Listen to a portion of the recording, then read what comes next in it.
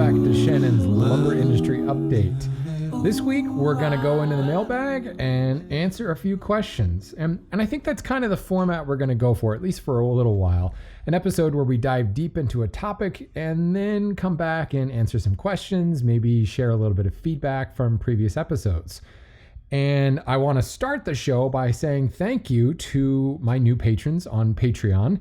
Thank you to Alan, Perry, Aaron, Timothy, Jay, Brian, James, Tom, Colin, and Gary, who all signed up to become patrons since the last recording. Thank you so much. You guys have really kind of shocked me with the outpouring support over there. If you haven't checked it out yet, I would really appreciate it. Patreon.com/lumberupdate. That is helping me to keep the show going, keep the lights on, pay for all the additional, stuff, the overhead stuff. And it certainly helps make the time worthwhile too. I'm not going to lie there. So last, let's see, I guess it's 2 episodes when this will come out. I talked a little bit about Notre Dame and the French oak, and I got some really, really great feedback. And I wanted to take just a second to talk about feedback because,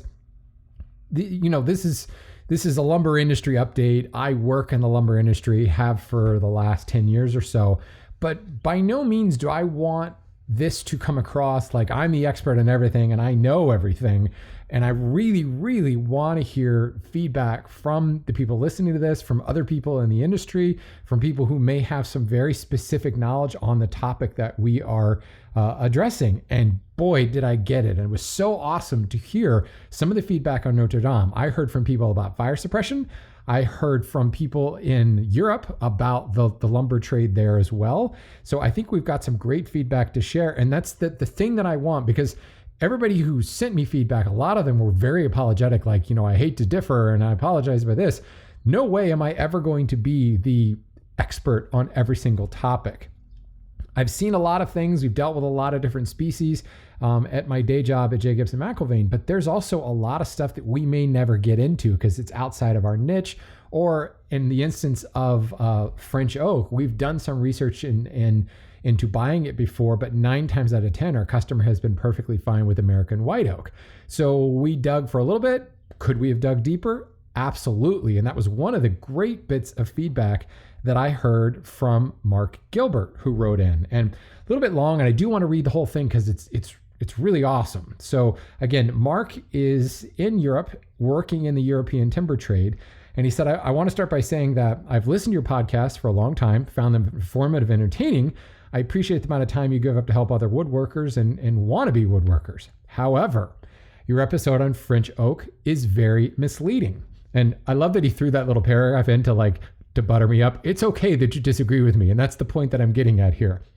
Mark goes on to say, I myself work in the timber trade in the UK and deal with European oak and small amounts of American white oak. I've traveled to sawmills and forests in both Europe and North America. French oak, English oak, Croatian oak, and Hungarian oak, we trade under the name European oak, which is actually 2 species, Quercus robur and Quercus petrea. The chestnut, the chestnut he's saying that would have been used in Notre Dame and the cathedral, would have been sweet chestnut. It's a Fagaceae estineus. Actually, I think it's Fagaceae estineus sativa. Oh yeah, he does say that here. This is very common in old French buildings. I do agree that American white oak and European oak are very similar in look and performance. I also believe the size of the trees are also similar. You say European oak is small and only provides short, narrow flooring grade stock. This is absolute rubbish. And if this is the only stock your buyer can get, you need a new buyer. All right, well, Mark, her last name's on the sign in the front of the building, so I don't think that's going to happen. But this goes back to what I'm saying earlier about where we may have dug a little deep and then realized it's not necessary because we can use American white oak. So absolutely, this is an example where we didn't have to dig far enough. Mark continues to say, there's currently a lot of pressure on oak supply, and much of this is from the barrel trade and the Chinese buying it for the manufacture of flooring and other products. In a recent episode of Wood Talk, I actually brought this up. The barrel trade and the micro distilleries has put a severe amount of pressure on oak in North America. It's interesting to hear the same thing is happening in Europe. Mark continues, some of this material is traded with PEFC COC, that's a chain of custody, ex-France, and FSC and other parts of Europe. So again, this material is being traded with certifications to talk about legality. This is Mark talking, you give the impression that the only oak trees left in Western Europe are one avenue trees at Palace of Versailles. This is just not the case. The French have some of the best managed forests in the world, especially their oak. Finding material in France to rebuild Notre Dame is certainly possible. It would be a big job, but this would also be the case in LVL, which would also use trees from a forest. Very good point. To give you an example, I've recently had an inquiry for a job that was 26 by 12 by 12, 30 pieces of 26 foot 12 by 12, which I found with one call. I also believe that the size of some of the timbers needed for the repair could be much larger than you suggested, possibly 50 feet by 16 by 16, which, although not easy, would be available in French forests. The EUTR, that's the European Union Timber Regulation, is a very strict process for which we performed isotope tests on all our engineered oak flooring that we import from China to prove the oak is from France. I'm not sure how you can stock Burmese/Myanmar teak under the Lacey Act when it is practically impossible under the EUTR. How can you not find compliant European oak? How you can not find compliant European oak? You're really not trying very hard. The EUTR is interpreted differently within the EU, which might be similar to how different states in America interpret the Lacey Act. This I am unsure of, and we'll trust your opinion on this. So again, fantastic feedback from Mark, from someone in the timber trade who's going to have some firsthand knowledge of the availability of the white oak. So first thing, Mark, thank you. Excellent feedback. I always want to hear this stuff because I'm never going to be absolutely right in the authority on everything. Here's a perfect example. Second, I'm thrilled to hear that there is availability in white oak, and the ability to make one call and obtain 30-foot long beams is great to hear.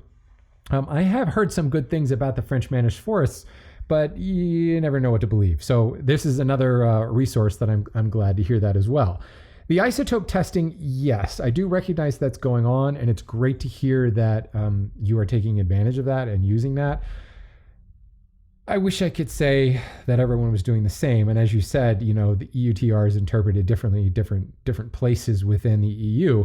The Lacey Act isn't interpreted differently from state to state. The Lacey Act is a federal thing, so the states really have nothing to do with that. So as far as how it's handled in the US, the Lacey Act kind of overarches everything. The issue with the Lacey Act, and we will dedicate an episode to Lacey in the future, the issue with Lacey is it is purposely, I think, ambiguously worded. So it can be very difficult to follow, and really essentially what the Lacey Act is asking for is, quote, due diligence to be performed in maintaining legality.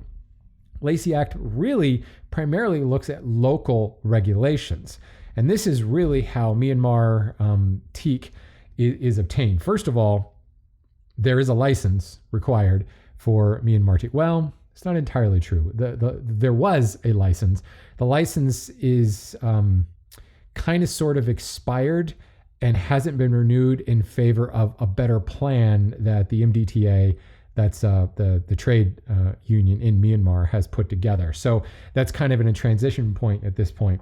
But the point of the matter is, locally, it is perfectly legal to buy Burmese teak following local regulations. Things like the log bans that they have, transformation of work product in country has to be observed before it can be exported.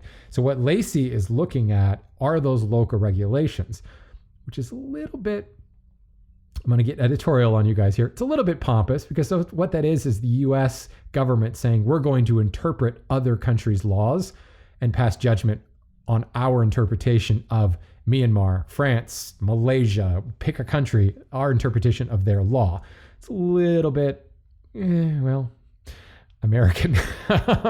So yeah, there's a lot of room for interpretation there, but to directly answer your question, that is how Myanmar teak is imported, because all of the local regulations in Myanmar are followed. Now, the one thing I can say, our buyer also happens to be the current president of the International Wood Products Association and literally wrote the book on Lacey compliance when it comes to importing of teak. In fact, she and her father, Gib McIlvaine, were integral in obtaining a license during the economic embargo to import teak, and our company was of one of the first people to have that license and to open up the trade to the rest of the world. And in order to do that, there was a lot of regulations that had to be put in place locally that were suggested, reviewed by an international board. IWPA was involved in a lot of that.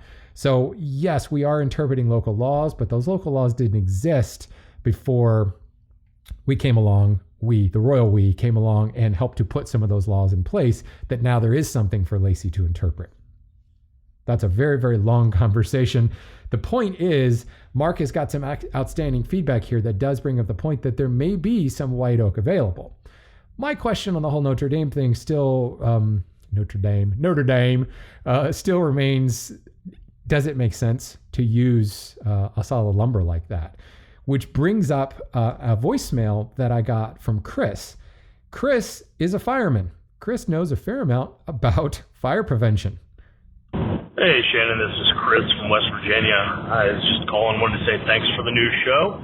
Appreciate what you have to say here. Also, I wanted to say that you found a niche with the Notre Dame episode that I fit squarely within. I am the purchasing manager at a lumber yard in Northern Virginia, and also a volunteer firefighter. And just wanted to point out that while I appreciate the possibility of using like-kind timbers in the reconstruction of Notre Dame, the European model typically relies more on fire prevention than fire suppression. So I think you're right on track with the idea that they're going to use an engineered product to prevent fire in the future due to construction types, proximity with other buildings, difficulty getting modern equipment in there.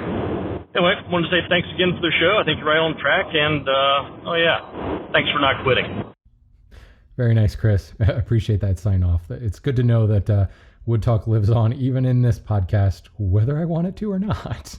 So yeah, again, there's some interesting feedback from someone, as he said, fitting nicely into a niche there, both the experience in the lumber industry and in the fire industry, services, whatever. So again, thank you both to Mark and Chris for some outstanding feedback. Now, I also got an article from a couple of resources, but Tor, I think, was the first one to get it to me.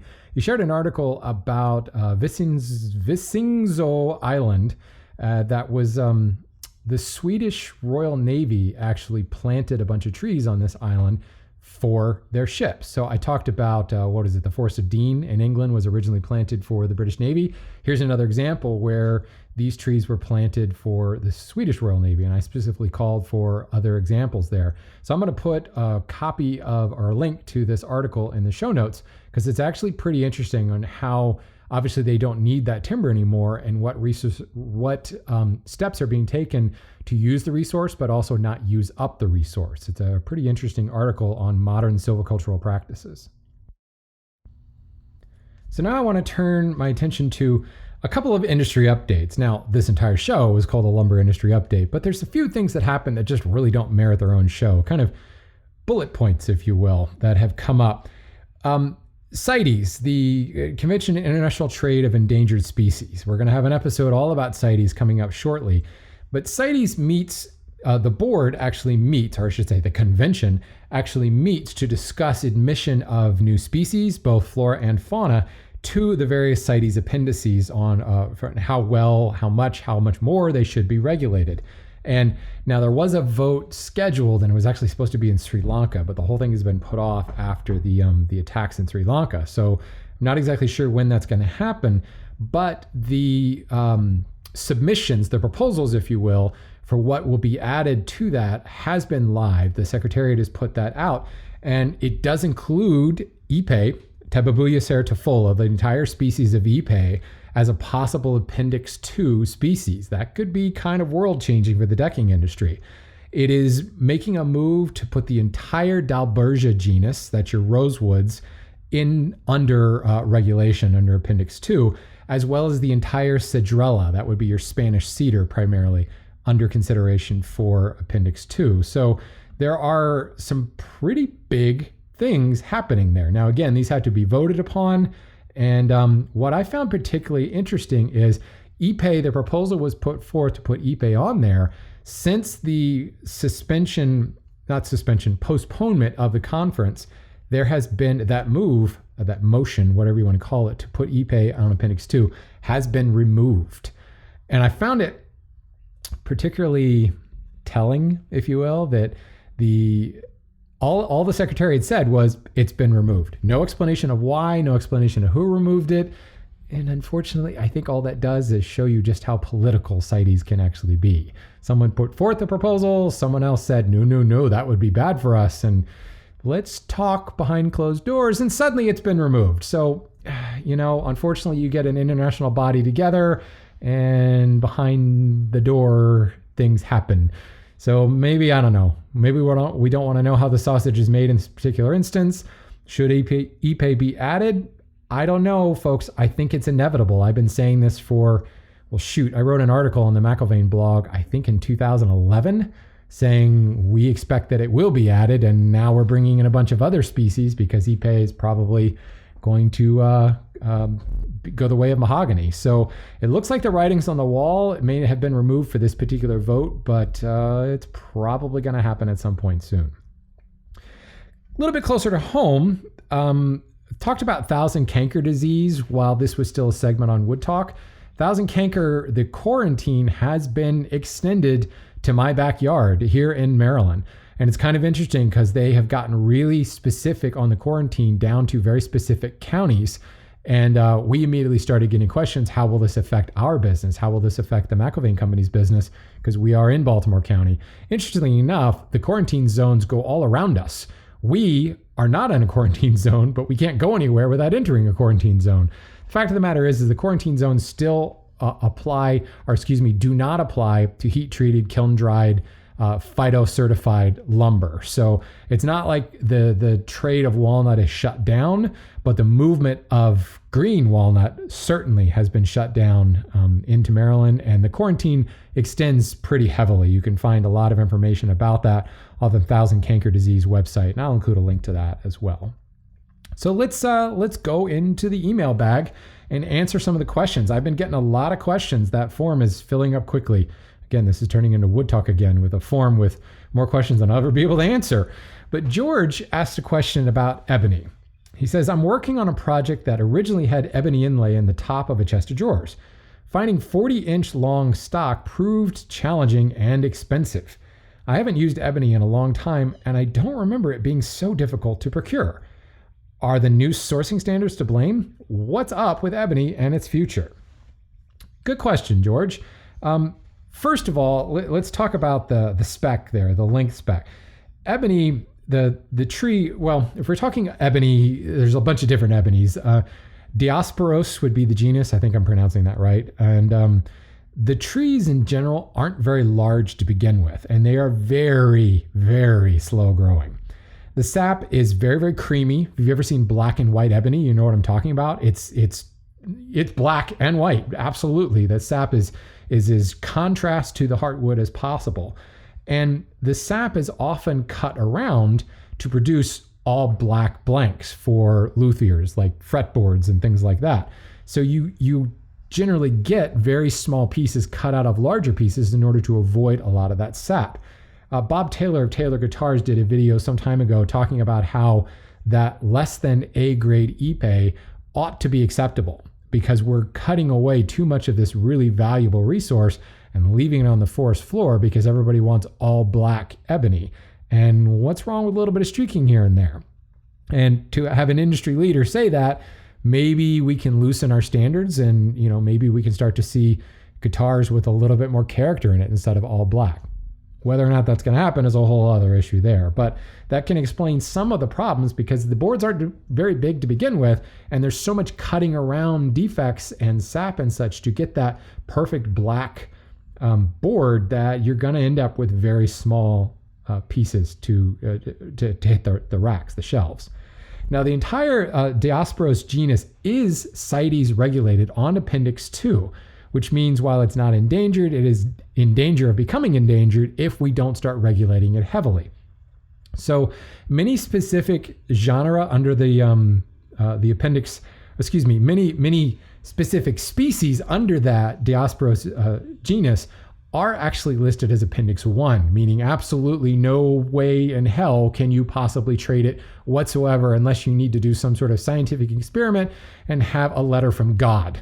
That's the only way you can possibly trade that when it's on Appendix 1. So some of these ebony species, not a chance in hell you're ever going to get it. The Dalbergia, the rosewood genus, does have some alternatives that can be used for ebony, and many times some of those species, I keep saying genus when I mean species. Some of those Dalbergia species actually can be marketed as ebony, some sort of regional name and then ebony, they are also on Appendix 2 in CITES. So when your primary species is CITES regulated and then your alternative becomes CITES regulated, you can imagine things get a lot more difficult to come by. More importantly, things get a lot more expensive to come by. So the good news, I suppose, is the Diosporos genus is very widespread geographically, and it can be found in a lot of different places, but you're never really going to net large sizes, and it's always going to be hard to get and very expensive, rightfully so, I think. Because it grows so slowly, because it is such a magnificent tree, and because there is so much pressure on that species, primarily from the musical instrument trade, the luthier trade. So consider whether or not, when you're using ebony, does it need to be ebony? Does it need to be totally jet black? Can you have a little bit of streaking? Could you use a, quote, lesser grade of ebony or an alternative species that could maybe work to give you that same effect? Or could dye or some sort of ebonization process be done instead? Could veneer be used? Maybe you need to have that all black, but does it need to be thick, solid wood? Can you get away with some sort of veneer? So I don't know if that really answers your question, George, about it's hard to get because of the regulations. I don't think that there's really been major changes in the regulations other than the fact that as supply continues to be heavily regulated and demand continues to go up, price is going to climb with it. Next email. Ken asked a little bit about the walnut blight. Since we talked about 1,000 cankers in the industry update, Ken says, walnut is one of my favorite woods to work with. Prices have been shooting up for the past year or so, as expected due to the beetle or blight or whatever stupid thing is killing all my beloved trees. In your experience, how long do these species-specific crises last? I realize that some, like the American chestnut, never come back, but is there a general cycle to things like blights and infestations? Ken, it's really all about containment. And I can't really say that there is a cycle, like ice ages. It comes back every 10,000 years. The blights come on for a variety of reasons. Oftentimes they are because of introduced species, and for whatever term you want to call it, natural immunity in the region can't handle it, and that blight breaks out.